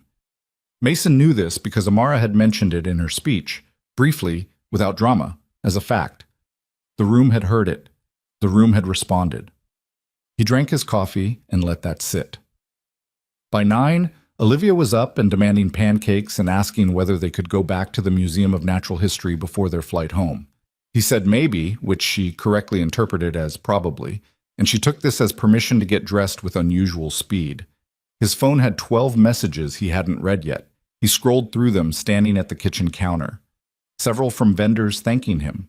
One from Sandra saying the foundation's board chair wanted to discuss future engagements. One from Victoria, sent at 11:48 the night before, after they'd parted in the penthouse lobby with the particular awkwardness of an ending that didn't feel like one. The northwest corner lamp. You were right. It made the room. He read it twice and typed back, "How are you this morning?" Not a question. He dropped the question mark deliberately. An old habit, a way of leaving space. You phrased it as a statement, and it meant you were asking without requiring an answer, which sometimes made the answer easier to give. Her response came 15 minutes later. Quiet. My apartment feels like a different place. Can we talk later? Yes, he wrote. Call whenever. He put the phone in his pocket and took Olivia to the Museum of Natural History. They flew back to Chicago that afternoon. Olivia fell asleep on the plane with her head against his shoulder, the way she still did on flights, which he knew was a limited-time situation that he was not in a hurry to see end. He sat with his coffee cooling in the tray table and the clouds outside the window doing what clouds do and thought, carefully, about what came next. The contract with the Sterling Foundation was technically complete.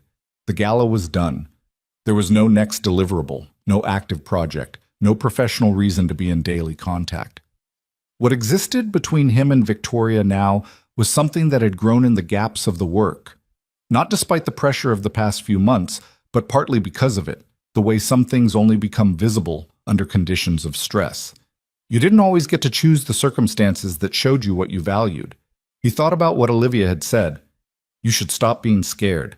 He thought about the specific quality of his own caution, the way it dressed itself in practicality, in responsibility, in all the reasonable-sounding reasons why complicating his life was a bad idea. Most of those reasons were real. Distance was real. His daughter's stability was real. The basic fact that he and Victoria came from such different orbits that the practical friction of building a life together would be constant and significant. That was real, too. But he'd been using real reasons to avoid a true thing, and he knew the difference. He'd always known the difference. He'd just gotten very good at not looking at it directly. He looked at it directly now, at 35,000 feet with his daughter asleep on his shoulder. He was in love with her. Had been, probably, since some point he couldn't precisely identify. Somewhere between the phone call about the venue and the lunch at the sandwich counter and the moment she'd looked at Olivia's drawing with an expression she hadn't chosen. He'd been filing it under manageable and complicated and not the right time, and all of those were still true, and none of them were actually reasons. The plane descended through the clouds into Chicago. He woke Olivia gently, and she surfaced slowly, blinking, and looked out the window at the familiar grid of the city below. "Home?" she said, in a half-asleep voice. "Home," he confirmed.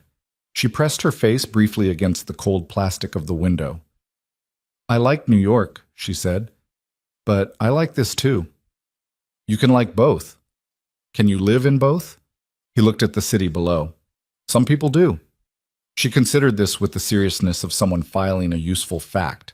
Then she closed her eyes again for the remaining descent, and he let her, and held the thought, and didn't try to push it anywhere yet. Victoria called that evening, at 9, after Olivia was in bed. He was sitting on the couch in the living room with the lights low, which was where he ended up most evenings when the day's demands had finally run out of claim on him. She called rather than texted, which had its own significance. Their communication had evolved through the months from formal emails to texts, to the kind of calls that started about one thing and ended up being about something else entirely. "Hey," she said. "Hey." A pause. Not uncomfortable. The kind of pause that existed between two people who had gotten past the need to fill silence. "I walked through the apartment this morning," she said, "after the staff had cleaned up, after everything was gone." A beat. "It's strange. It looked exactly like it always looks, but it felt different." "What kind of different?" "Like..." She stopped, started again. "Like it had been used. For something real. Does that make sense?" "It makes sense. I've lived there for 3 years, and it has always been a very nice place to come home to, and that was about the extent of it." Her voice was doing the thing it did when she was being honest past the point of comfort. Very even, very measured, which paradoxically was when it contained the most. "I think I've been treating my own life the way I treat a hotel. Functional, clean, temporary by design." Mason was quiet. "I'm not good at this," she said. "I want to be clear about that. I'm good at a lot of things, but this, the allowing people in part, I am not naturally good at it. I've had 3 serious relationships in my adult life, and all 3 of them ended with the other person saying some version of the same thing, which was that I was never really present, that I was always working, always managing, always slightly removed." She paused. "I'm not telling you this to be confessional. I'm telling you because you should know what you're dealing with." "I already know what I'm dealing with," he said. "You're not as closed as you think you are." "Mason, you looked up the Therizinosaurus," he said. "You texted me 4 days later because you wanted to get it right. You drove to a chocolate shop in Hudson Street for a 7-year-old you'd met twice. You set your speech notes face down last night in front of 140 people and said the true thing instead." He paused. "That's not someone who doesn't know how to be present. That's someone who got told enough times that she was closed that she started believing it." The silence on the other end had a quality he couldn't fully read. "You have a daughter," she said finally. "I do." "She's the most important thing." "Yes." "I've never..." She stopped again. He waited. "I've never been someone's most important thing. I don't know what that looks like in practice. I don't know if I know how to be in that proximity without getting it wrong." "You'll get it wrong sometimes," he said. "So will I. That's not the question."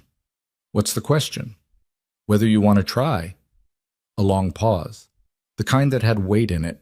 The kind where you could feel a person on the other end actually sitting with something rather than just waiting to speak. "I'm scared," she said. It was the first time he'd heard her use that word about herself. In all the months of knowing her, the phone calls, the walkthroughs, the 9 p.m. kitchen conversations, the fire, the rebuild, the gala, she had never once named fear as something she carried. He knew she carried it, but she'd named it now. "Me too," he said. "You don't seem scared." "I'm very good at functional," he said. "You're not the only one." She made the almost laugh sound, but the one he'd first heard on a phone call in January, and that had become, without his exactly planning it, one of his favorite sounds. "What do we do with that?" she said. It wasn't quite a question. "We do it anyway," he said. "Scared and functional. Figure it out as we go." "That's not a plan." "It's the only honest one." Another pause, shorter this time. "Olivia," she said, She already made her opinion clear. The drawing. And approximately 6 other times in ways she thought I wasn't noticing. She's going to hold us both accountable, Victoria said. And there was something warm in it now, something that had moved past the careful and into the actual. Constantly, he said. She's merciless. I think I need that, Victoria said. Someone merciless.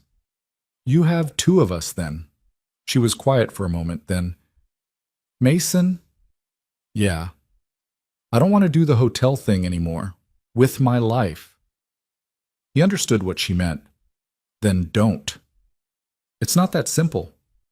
No, he agreed. It's not. But it starts with deciding. He heard her breathe, the steady exhale of someone making room for something. Okay, she said. Okay? Okay. And the way she said it the second time was different from the first, less provisional, more settled, the sound of a door being opened rather than tested. They talked for another hour about ordinary things. Olivia's insistence that she'd already decided on paleontology as a career, the sandwich place near the Nolan building that they'd both separately gone back to after the lunch they'd had there together, a documentary about ocean infrastructure that Mason had started watching and abandoned because it was either brilliant or terrible, and he couldn't determine which. The conversation had the texture of people who had given each other something and were now learning to carry it normally, which was its own kind of intimacy, quieter than the dramatic kind, but more durable. When they finally said goodnight, it was after 11. He sat in the living room for a while afterward, in the dark and the quiet of his Chicago apartment, with the ordinary sounds of his neighborhood doing their ordinary thing outside the window, the radiator clicking, a car passing. Somewhere down the block, someone's dog briefly, enthusiastically unhappy about something. He thought about Claire, not with the old grief. That particular frequency of loss had changed over 3 years, not diminished exactly, but shifted, the way a scar changes from something that hurts when you press it to something that's just part of the landscape of your skin. He thought about her with the specific clarity of someone who had loved a person and been loved back and understood, now, that surviving that loss didn't require building walls around the place it had happened, that you could keep the room and still open the house. He thought she would have liked Victoria, the directness of her, the way she looked up dinosaurs because a 7-year-old asked and took it seriously. Claire had had no patience for people who condescended to children and absolute respect for people who didn't. He sat with that thought for a while. Then he went to check on Olivia. Old habit, unchanged, and stood in her doorway for a moment in the dark. She was sprawled sideways across the bed in the specific architecture of a child who used sleep aggressively, one arm hanging off the edge, a dinosaur book open face down on the floor where it had fallen. He picked it up, set it on her nightstand, looked at her for a moment in the way he always did. We're okay, he thought, not to anyone specific, just to the room, to the night, to whatever part of his life was still listening. We're going to be okay. The months that followed were not a montage. They were phone calls that ran long, and some that got cut short because one of them had a crisis, and the other one understood, because that was the nature of 2 people who actually had lives.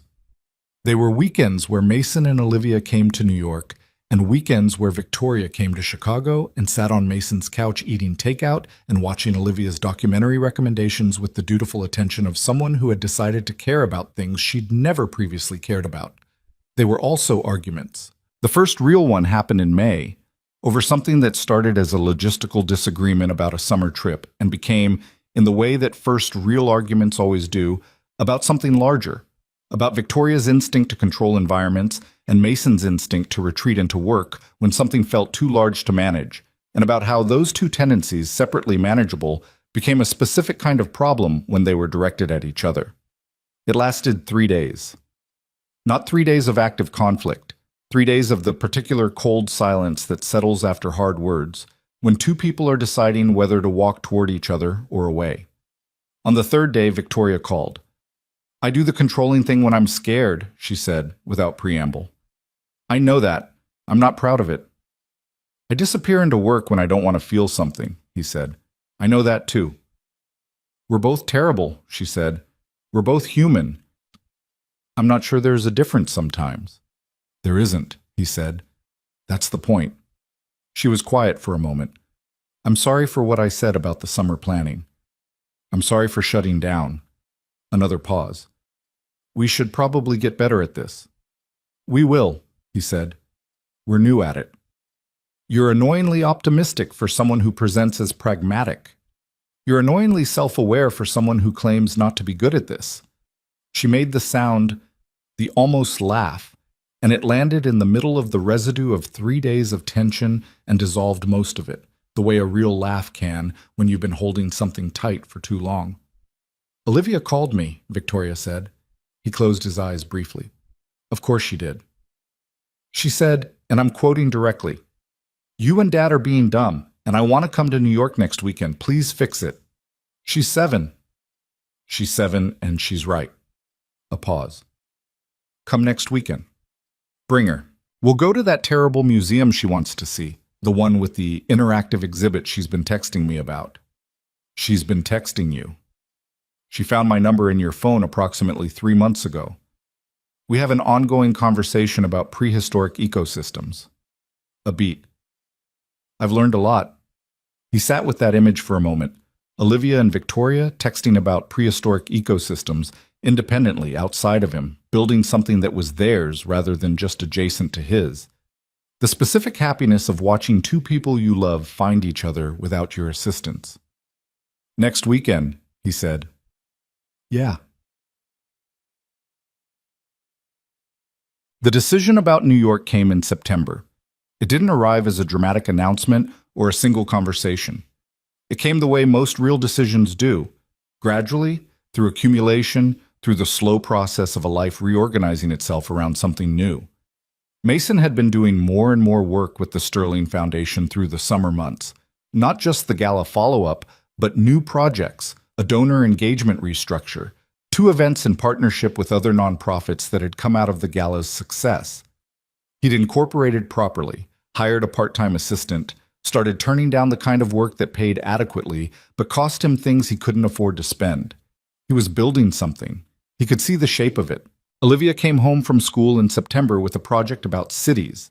Pick a city and explain why people live there, what makes it a place, and sat at the kitchen table with a library book and her drawings and said, very casually, I think I want to do New York. Mason looked up from his laptop. For the project, she said, with the studied neutrality of someone who was not being strategic at all. Sure, he said. I could interview Victoria for primary research. That's actually a good idea. She looked at him. He looked at her. The silence between them had been having this conversation for months. If we moved, she said, abandoning the pretense with the pragmatism of someone who had given it a fair shot, I could go to the school near the museum, the one with the science program. You looked up schools. I've been doing research, she said with great dignity. He set his laptop aside. What about Mrs. Carver? Olivia's face did something complicated. Mrs. Carver was real, in the accounting. She said New York isn't that far, and she'd come visit. A pause. She also said, and this is a direct quote, that if you don't stop waiting for the perfect moment, you'll wait forever, and she's known you for 4 years, and she's tired of watching you be careful. She said that. She said other things too, but that was the main part. Mason looked at his daughter. This person he'd made, who had her mother's eyes and her mother's directness and her own particular humor and a backbone that had never once required his permission to be there. Would you be okay? He asked. Actually okay, not performed okay. She thought about it honestly, which was the only way she knew how to think about things. I'd missed some stuff, she said. My room, Priya, the park. She paused. But I think the stuff I'd be going toward is bigger than the stuff I'd be leaving. She looked at him steadily. Is that how you feel too? He held her gaze. Yeah, he said. That's how I feel. She nodded, once, with the finality of a board vote. Then we should go. He told Victoria on a Tuesday evening on the phone just before 10. He told her plainly, the way he did most things. Not with drama, not with a speech, just the facts and what they meant. that he was planning to relocate to New York in January, that Olivia was on board and had in fact been lobbying for it longer than he had, that he wasn't asking for anything to change in the terms of what they were to each other, that the move was about his life and his work and his daughter's opportunities, but that he also wasn't going to pretend those things were entirely separate from her. There was a long silence. "January," she said. "That's the plan." "You're sure?" "I've been sure for a while. I was just being careful." Another pause. Olivia really looked up schools. She presented me with a comparative analysis. 3 schools, annotated. Victoria made a sound that was all the way to a laugh this time, full and genuine, without the almost in it. He'd been working toward that laugh for months without quite articulating it to himself, and hearing it now felt like arriving somewhere he'd been traveling to without a map. "I want you to find your own place first," she said when the laugh had settled. "I mean that. I don't want you moving to New York into my orbit. I want you moving to New York into your life. A life that includes me. There's a difference." "There is," he agreed. "That's what I'm doing." "I know." A pause. "I just needed to say it." "Noted." "Mason." "Yeah." "I'm glad," she said simply. And the simplicity of it was the thing. No ornamentation, no management, just the true thing stated plainly. "I'm really glad." "Me too," he said. They went back to Chicago one weekend in late October, all 3 of them, for a reason that was ostensibly the logistics of Mason's move, but was, in practice, just a weekend in the city that had been the beginning of everything.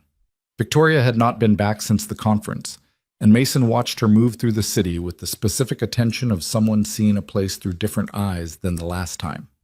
They ate dinner at a place Mason liked on the north side. Olivia ordered something with too much cheese and ate it with complete commitment. Victoria ordered something sensible and ate half of it and most of Olivia's bread, which Olivia noticed and said nothing about because she was, in certain respects, a magnanimous person. On Saturday afternoon, Mason drove them past the Meridian Grand. He hadn't planned it exactly.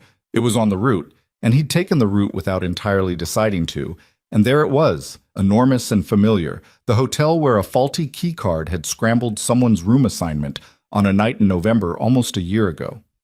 He parked across the street. He wasn't sure why. They sat in the car for a moment, looking at the building. "Is that it?" Olivia asked. She knew the story. She'd been told a version of it, the age-appropriate version, which was, Victoria accidentally ended up in the wrong hotel room. That's where they met. Now here we are. "That's it," Mason said. Victoria was looking at the building with an expression he recognized, the one she wore when she was processing something real and hadn't decided yet how to hold it. "I was so embarrassed," she said.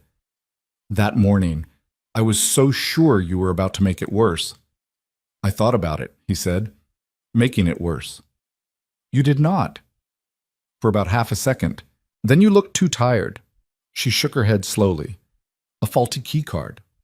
"Building's electromagnetics," he said. "Happens sometimes, apparently." "Apparently?" She looked at the building a moment longer. "You know what I've been thinking about lately?" "What?" "All the ways it could have not happened. If I'd been on a different floor, if you'd come back earlier, if I'd woken up before you got there and just left." She paused.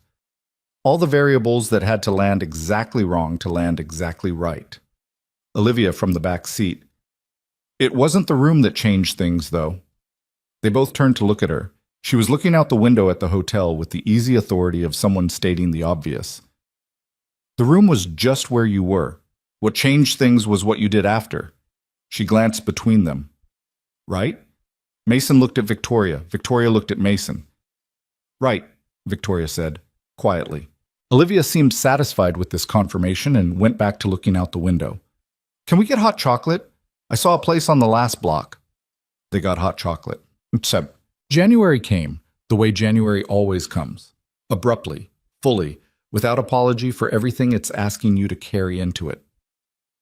Mason and Olivia moved on a Thursday.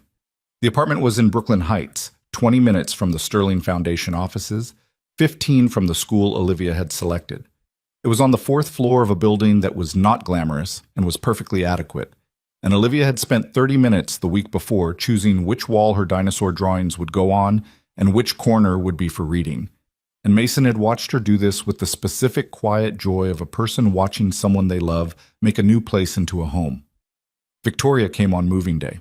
She brought food, not catered, not from a restaurant, but things she'd made herself with the effortful imprecision of someone who had recently and deliberately decided to learn to cook, which Mason knew because she'd mentioned it in passing 2 weeks earlier and then immediately changed the subject.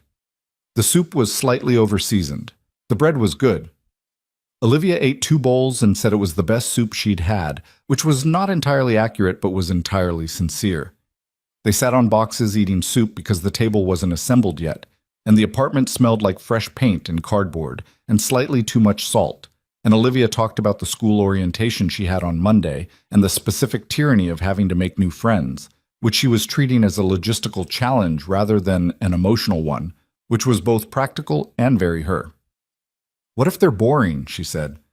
"Some of them will be," Victoria said. "Find the ones who aren't." "How do you know which ones those are?"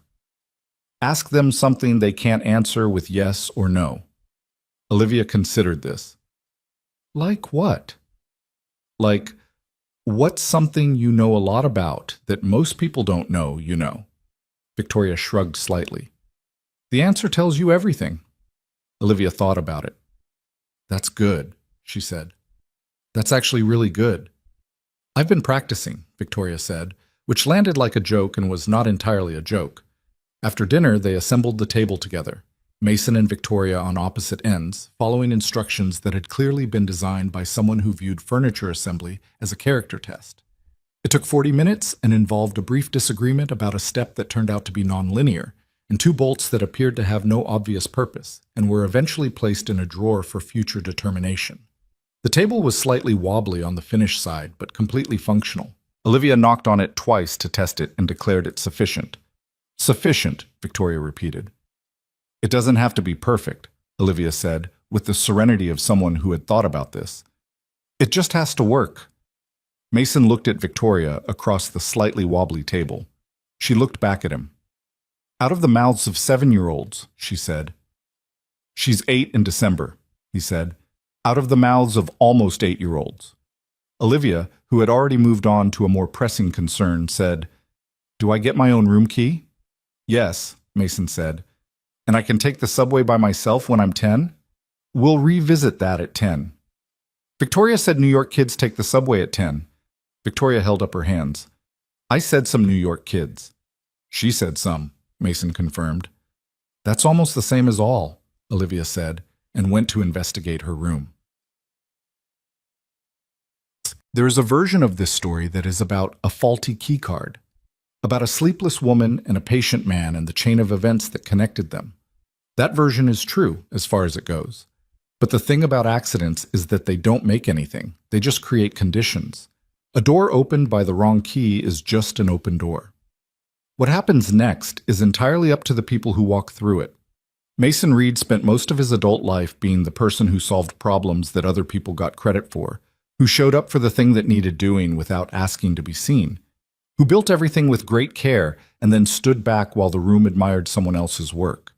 He did this not because he was naive, but because he'd told himself for long enough that it had become a kind of truth, that wanting recognition was vanity, and that the work was its own reward, and that keeping his head down was the same as having integrity. It wasn't. It was fear with good PR.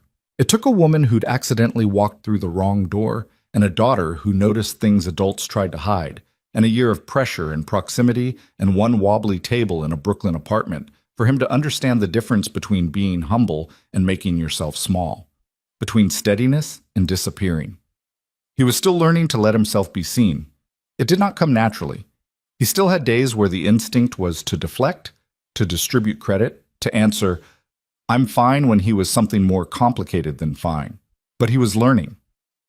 That's the part people don't say enough about change, that it's not a moment, it's a practice. You don't decide once and then have it. You decide, and then you decide again the next day, and sometimes you get it wrong, and then you decide again. Victoria Sterling built an empire by being the person in the room who was never quite fully in the room. She'd learned early that distance was control, and that control was safety, and she had not been entirely wrong about that. The version of her that had walked into every room with armor on had survived things that required armor. But surviving and living are different verbs. She knew that now in a way that wasn't abstract. She was also still learning. She still sometimes managed when she should be present. She still sometimes retreated into professional language when personal language was what the moment needed. She was a person who had decided to change, not a person who had finished changing, and there's no such thing as the second kind anyway. And Olivia, who lost her mother at 3 years old and grew up in the particular geography of a father's careful love and a house shaped around an absence. Olivia had always known things that adults spent years trying to learn.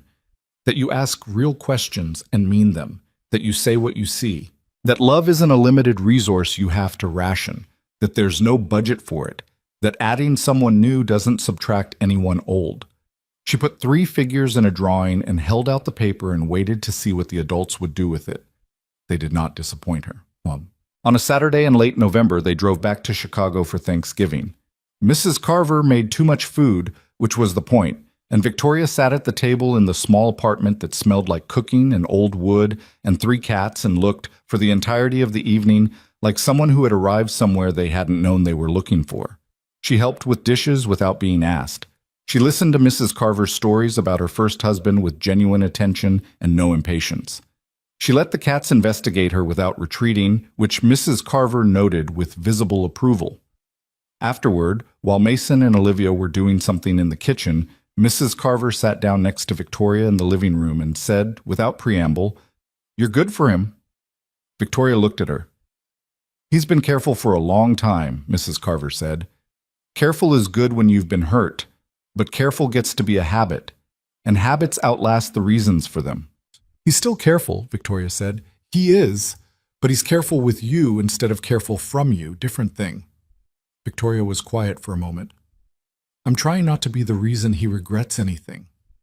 "You're not," Mrs. Carver said simply. "If you were, the kid would have let you know by now. That one doesn't hold back." She reached over and patted Victoria's hand once, the specific efficiency of an older woman delivering a verdict. "Stop auditing yourself and just be here." Victoria looked at her own hands for a moment, then looked up. "You remind me of someone I wanted to know but didn't get the chance to," she said quietly. Mrs. Carver studied her. "His wife. He talks about her. She was a good woman." A pause. "She would have asked you 1,000 questions and found you remarkable, and then teased you about something small for the rest of her life." A small smile. "You would have liked each other." Victoria felt something move through her chest that she didn't try to name or redirect. "I think so too," she said. The last thing, the thing that closed something without making a production of it, happened on a Sunday evening in December. They were walking back to the apartment from dinner, all 3 of them, in the particular cold of a New York December that had stopped pretending to be anything other than itself. And Olivia was between them, and without thinking about it, without announcing it, she reached up and took both of their hands. It was the drawing made real. 3 figures, holding hands, the way they walked. They walked half a block like that, all 3 of them, the city doing its loud, indifferent thing around them, and then Olivia said, slightly muffled by her scarf, "My hands are warm now." "Good," Mason said. "Both hands," she clarified, as though this were a data point of significance. "We can tell," Victoria said. Olivia seemed satisfied. She swung their arms slightly, once, twice, the small entitled happiness of a child who has gotten exactly what she came for, and they walked the rest of the way to the apartment like that, slightly awkward in the coordination of it, occasionally out of step, adjusting. Not perfect, not smooth. Just together, on a cold December street, figuring out the rhythm as they went. The wrong door opened a year ago onto the right life. It wasn't the door that did it.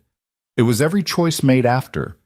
To be patient rather than angry, to say the true thing rather than the polished thing, to let someone in instead of just letting them near, to pick up a drawing made by a child and understand that the hands might be imperfect, but the picture was exactly right. Sometimes the accidents are not interruptions. Sometimes they are the beginning, disguised as a mistake. And sometimes If you're paying attention, if you're honest, if you're brave enough to stop being careful at exactly the right moment, the wrong room turns out to be the only room that ever really mattered.